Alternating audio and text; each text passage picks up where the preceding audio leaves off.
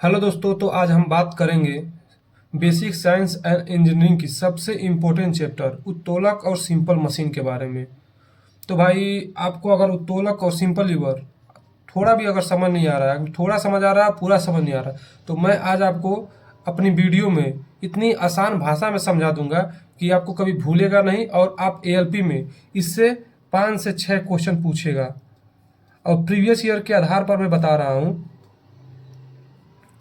कि इसमें से 5 से 6 क्वेश्चन पूछेगा और आपको इस वीडियो से 5 से 6 में 5 नंबर तो आपको बिल्कुल मिलेगा। और इतनी आसान भाषा में आपको समझाऊंगा कि आप कभी भी उत्तोलक और सिंपल मशीन कभी नहीं भूलेंगे। तो चलिए वीडियो को शुरू करते हैं। और हाँ भाई, मेरे पास संसाधन की कमी है और मेरे पास एक कॉपी और एक ट्राइपॉड, एक मोबाइल है, तो आप भाई साथ दें और पूरी वीडियो को मैं आज ही रिकॉर्ड करूंगा और कुछ घंटे में अपलोड कर दूंगा। तो चलिए शुरू करते हैं। उत्तोलक एक प्रकार की ऐसी मशीन होती है जो हमारे कार्य को आसान कर देती है और उसकी सहायता से हम भारी भारी सामानों को भी एक जगह से दूसरी जगह ले जा सकते हैं या फिर उसको सॉल्व कर सकते हैं। जैसे कि अगर देखते होंगे आप, कोई भारी पत्थर है, अगर इसको हाथ से ढकेलेंगे तो ये कभी नहीं मतलब इधर से उधर जाएगा। वहीं अगर इसमें अगर किसी एक ऐसे स्थान पे कोई अगर बांस या फिर कोई डंडे से अगर इसको ढकेला जाए और किसी बांस से ढकेलेंगे तो वो आराम से ढकेला जाएगा। तो इसीलिए उत्तोलक का हम लोग प्रयोग किए थे। मतलब उत्तोलक मतलब लीवर का प्रयोग करते हैं कि आसानी से किसी काम को कर दिया जाए। तो चलिए आज इसी के बारे में हम लोग चर्चा करेंगे। तो उत्तोलक एक प्रकार की ऐसी मशीन है जिससे हम कार्य को आसान कर देते हैं, कार्य को आसान कर देते हैं और इसकी सहायता से कहीं एक स्थान पर बल लगाकर उसको एक जगह से दूसरी जगह पे प्रस्थापित करते हैं। यह कभी भी 100% दक्षता का नहीं होता। यह पेपर में पूछता है कि इसकी दक्षता कितनी होती है, तो इसकी दक्षता हमेशा 100% से कम होती है। और इसमें 3 बिंदु होते हैं। अगर आप एक ऐसे कुछ ले लिए, कोई मतलब कोई सामान, तो इसमें 3 बिंदु होती हैं। एक होती है कि आपका लोड पॉइंट,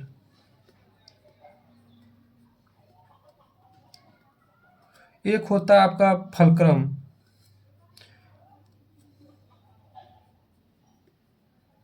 और एक इसमें होता है आपका इफोर्ट।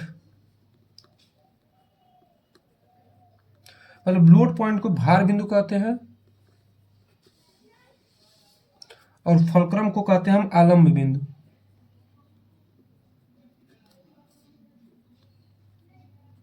और इफोर्ट को हम कहते हैं आयास या प्रयास।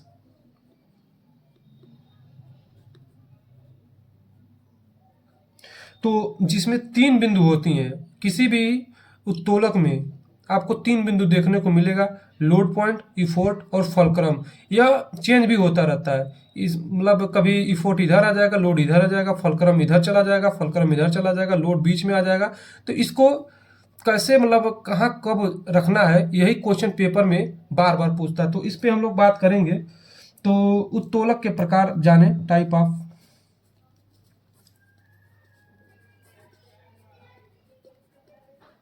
इसके 3 प्रकार होते हैं।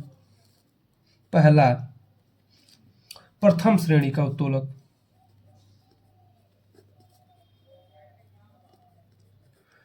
बट इससे पहले आपको एक चीज और मैं बता दूं, इसमें 3 बिंदु हैं, तो जिसमें आपको एक ट्रिक मैं बता दे रहा हूं। इसको ट्रिक को आप याद कर लें। एफ, एल और ई। तो पहले फलक्रम, इसको फलक्रम कह सकते हैं, इसको कहेंगे लोड और इसको कहेंगे इफोर्ट। तो ये तीनों आपको एक फार्मूला याद कर लेना है कि एफ एल ई, बार बार इसको दोहराएंगे तो याद होगा एफ एल ई।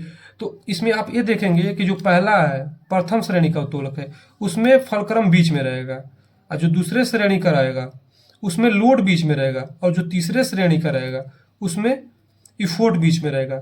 ये अब अगर आप यह ट्रिक याद कर लेते हैं एफ एल ई, तो इसमें मतलब इसके टाइप में कोई आपको दिक्कत होगा ही नहीं। तो आज प्रथम श्रेणी के उत्तोलक के बारे में बात करेंगे। इसमें जो फलक्रम होता है वह बीच में होता है और इसके किनारे पर या फिर लोड पॉइंट होगा या फिर इफोर्ट होगा। इसकी फिगर ऐसे बनेगी, जिसमें फलक्रम हो गया बीच में और लोड हो गया आपका इधर, और आयाम या फिर प्रयास इफोर्ट इधर हो गया। इसमें इफोर्ट इधर भी हो सकता है और लोड इधर भी हो सकता है, ये इससे कोई मायने नहीं रहता, लेकिन हाँ इसमें फलक्रम बीच में रहना चाहिए। इसके एग्जाम्पल होते हैं, आपने कैंची को देखा होगा, कैंची को देखा होगा, कैंची के किनारे हम लोग बल लगाते हैं और बीच से वो जुड़ा रहता है कैंची। कैंची, अब कैंची का फिगर बना दे रहा हूँ, कैसे बन रहा है देख लीजिएगा भाई, मेरे फिगर में बहुत कमजोर हूँ मैं। अगर ऐसी कैंची है तो देखते होंगे यहाँ पे आप लोग बल लगाते होंगे, किनारों पे बल लगाते होंगे और बीच से यह जुड़ा रहता है, और जो जो यहाँ पे जो सामान रखा जाता है काटने के लिए, यह इसका भार पॉइंट हो गया, और इस पे इफोर्ट प्रयास, मतलब हम लोग यहाँ प्रयास लगाते हैं और यहाँ से यह जुड़ा रहता है कैंची। आपने देखा हो कैंची बीच से जुड़ा होता है और यहाँ पे मतलब बल यहाँ से लगाते हैं, मतलब बल को हम कहते हैं इफोर्ट या फिर प्रयास। और जो भार होता है जिस चीज़ को काटते हैं उसको यहाँ रखते हैं। तो इसमें आप देख सकते हैं कि यह लोड पॉइंट हो गया और यह फलक्रम हो गया और यह आपका इफोर्ट हो गया। तो इसी प्रकार से कैंची हो गया आपका, पिलास हो गया जिससे हम लोग तार को काटते हैं, तराजू हो गया, ऐसे जितने भी होंगे जिसमें बीच से वह जुड़ा होगा और किनारे पर खाली होगा, उसमें फर्स्ट श्रेणी को तो लगाते हैं। अब हम लोग सेकेंड स्टेज पे आते हैं, सेकेंड श्रेणी का।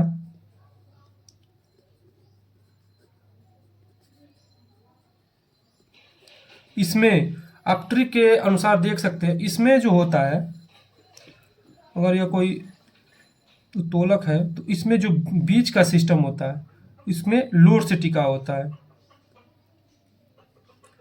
और इसके किनारे फलक्रम होगा और इधर इफोर्ट होगा। तो अगर लोड बीच में है तो यह द्वितीय श्रेणी का उत्तोलक कहलाएगा। इसके अंतर्गत आपको एग्जाम्पल में देखने को मिलता होगा सरौता, जिससे गांव में लोग क्या बोलते हैं उसको, जो गुटका होता है जो लोग खाते हैं, जो बड़ा आकार का होता है, उसको काटने के लिए इसका प्रयोग, कसैली को काटने के लिए सरौता का उपयोग किया जाता है। नींबू निचोड़ने वाला मशीन, आप जाते होंगे कहीं जूस वूस देखते होंगे तो एक नींबू निचोड़ने वाला मशीन होता है जिसमें आप देखते होंगे ऐसे करके रहता है वो। अब फिगर तो पता नहीं कैसे रहता, लेकिन फिगर आपको मैं मतलब वीडियो में ही जब मैं एडिट करूंगा तो उसके किनारे लगा दूंगा। आप सरौता देखे होंगे, नींबू निचोड़ने वाला मशीन देखे होंगे, तो वो ऐसे होता है, लोड उसका जो होता है ना बीच में लगता है और वो किनारों पर उसके इफोर्ट काम करता है और एक किनारे पर फुलक्रम काम करता है उसके। और तृतीय श्रेणी के उत्तोलक की बात किया जाए तो इसमें इफोर्ट बीच में रहता है और उसके किनारे पे लोड या फलक्रम इधर, या फिर फलक्रम को इधर कर सकते हैं आप, लोड को इधर कर सकते हैं, फलक्रम को इधर कर सकते हैं। तो तीसरे श्रेणी का उत्तोलक क्या होता है जिसमें इफोर्ट बीच में रहता है, जिसमें आप बल बीच में लगाते हैं, बट वो उसका जो भार जिस पे सामान को रखा जाता है वो किनारे रहता है और एक किनारे पर उसका आलम्ब काम करता है। तो आपने देखा होगा, मतलब चिमटा देखे होंगे, अगर चिमटा का प्रयोग जब हम लोग रोटी फुलाने में करते हैं तो ऐसे चिमटा रहता है, तो बल हम यहाँ लगाते हैं, कभी भी देखते होंगे बीच से बल लगाते होंगे और भार यहाँ रहता है, भार यहाँ रहता है और बीच से हम लोग बल लगाते हैं और जुड़ा यहाँ से रहता है, कभी भी आप देखते होंगे। तो इसको इफोर्ट बोल देंगे, इसको बोल देंगे, इसको फलक्रम बोल देंगे। अब हमेशा देखें चिमटी ऐसे रहती है, इस पे किनारे से जुड़ी रहती है और बीच से हम लोग बल लगाते हैं और यह बीच मतलब यहाँ बल, यहाँ सामान को रखा जाता है। ऐसे ही तीसरा श्रेणी का हो गया।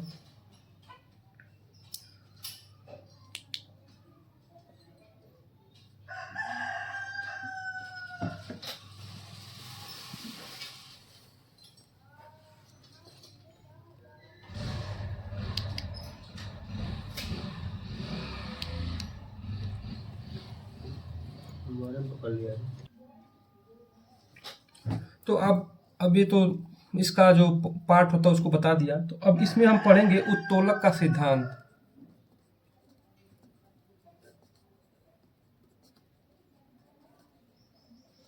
तो इसी फिगर में हम लोग देखेंगे जो पहला टाइप का था फिगर, तो इसको एक बना लेंगे लीवर और देखेंगे बीच में फलक्रम है जहाँ से यह ज्वाइंट रहता है, और यह इसका भार बिंदु हो गया, लोड हो गया, और इसका इफोर्ट हो गया, प्रयास।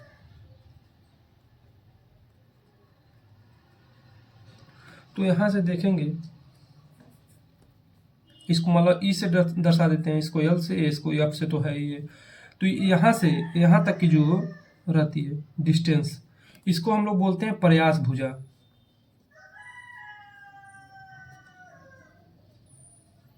और यहाँ से यहाँ तक की दूरी को हम कहते हैं लोड भुजा, मतलब भार भुजा।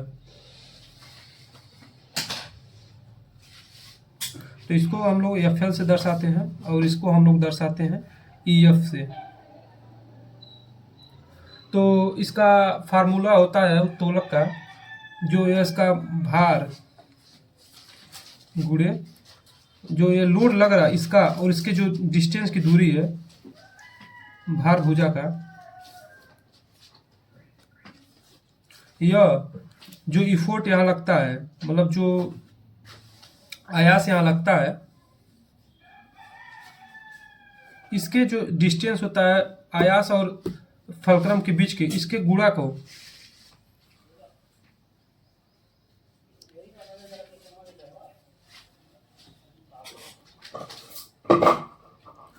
आयास और आयास भुजा के गुणनफल बराबर होता है, इसको ही उत्तोलक का सिद्धांत कहते हैं। यह फार्मूला बहुत इंपॉर्टेंट है, इसको आप एक बार रट लीजिएगा। जिसको आसान भाषा में आप कल बोलेंगे तो भार होता है आपका एफ से, एल से, और यल गुणे भार भुजा एफ एल से दर्शाते हैं, इक्वल टू ई से इफोर्ट हो गया आपका गुणे ई एफ। इस फार्मूला को आप एकदम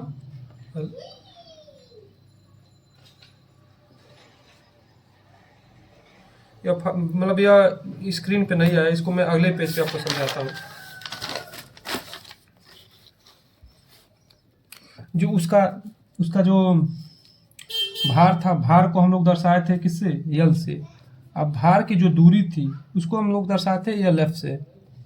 जो भार और ये फलक्रम के बीच की दूरी था उसको यल एफ से दर्शाए थे।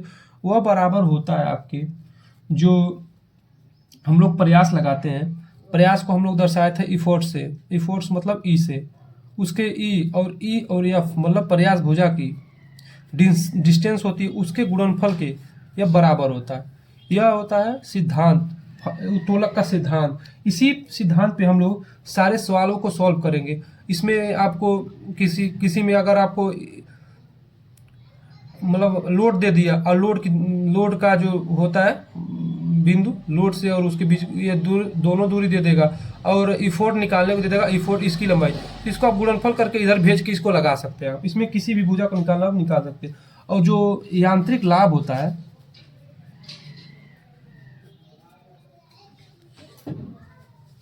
उसको बोलते हैं भार बटे आयास। यह फार्मूला भी आपको बहुत इंपॉर्टेंट है, ये भी आपको लिख लेना है कहीं कॉपी पे।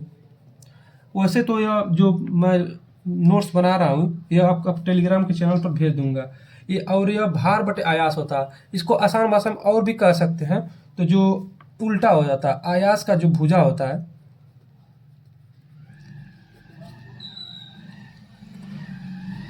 इसके नीचे हो जाता है आपका भार का भुजा।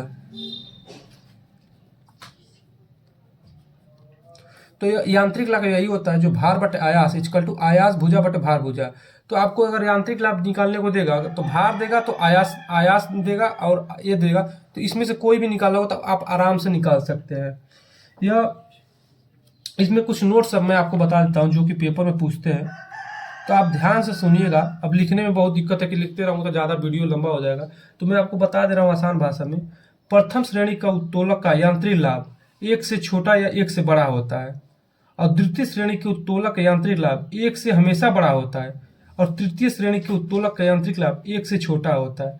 तो इसको मैं ऐसे लिख दे रहा हूँ 3 करके, इसको आप एकदम मतलब याद कर लीजिएगा, ये सबसे इम्पोर्टेंट है। मतलब अगर आप लीवर की बात करें तो प्रीवियस ईयर में इससे 1 या 2 क्वेश्चन तो हमेशा पूछा गया है। जिसका यांत्रिक लाभ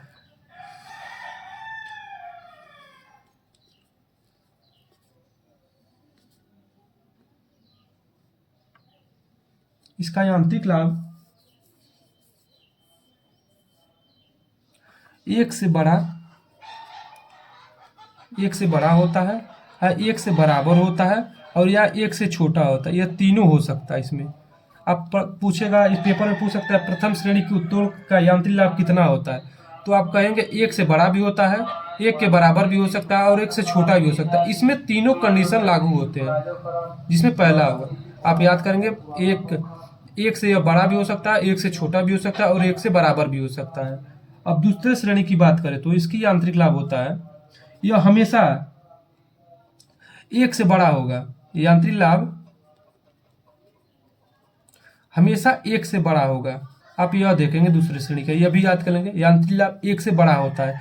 और तृतीय श्रेणी की बात करें तो इसका यांत्रिक लाभ हमेशा एक से छोटा होता है। मैकेनिकल प्रॉफिट कह सकते हैं इसको, एमई से दर्शा सकते हैं इसको। यांत्रिक लाभ को मैकेनिकल, अब लाभ को अंग्रेजी में, मेरा अंग्रेजी बहुत वीक है भाई, मैं हिंदी में ही पढ़ा हूँ हमेशा, तो इसको एमई से दर्शा सकते हैं आप। और यह तीनों फार्मूला, जिसमें फिर से एक बार बता दे रहा हूँ क्योंकि ये बहुत ज़्यादा इंपॉर्टेंट है। यांत्रिक लाभ पहले का एक से बड़ा, एक से छोटा, एक के बराबर हो सकता है। दूसरे में यांत्रिक लाभ एक से हमेशा बड़ा होगा। तीसरा होता है यांत्रिक लाभ एक से हमेशा छोटा होता है। यह लीवर यहीं तक था, आप लीवर का पूरा पढ़ चुके हैं। यांत्रिक लाभ लीवर का पूछता है आपको, प्रथम द्वितीय तृतीय का पूछता है, यांत्रिक लाभ पूछेगा कितना होता है, इसको आप पढ़ लीजिएगा। और इस पेज में मैं बताया था, रिवीजन करा देता हूँ। उत्तोलक का कार्य काम को आसान करना होता है। उत्तोलक काम को आसान करता है। इसकी दक्षता हमेशा 100% से कम होती है।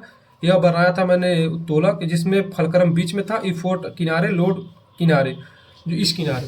तो आप टाइप ऑफ लीवर पढ़े प्रथम श्रेणी में, इसमें फलक्रम बीच में होता है। इसका फार्मूला भी मैंने यहाँ पे बताया था, FLE, इसको आप याद कर लीजिएगा, जिससे आपको आसानी होगी इसको याद करने में। फलक्रम बीच में, लोड मतलब फलक्रम, लोड, इफोर्ट। इससे पहले में फलक्रम बीच में होगा, दूसरे में लोड बीच में होगा, तीसरे में इफोर्ट बीच में होगा। यही क्वेश्चन आपको बार बार पेपर में पूछता कि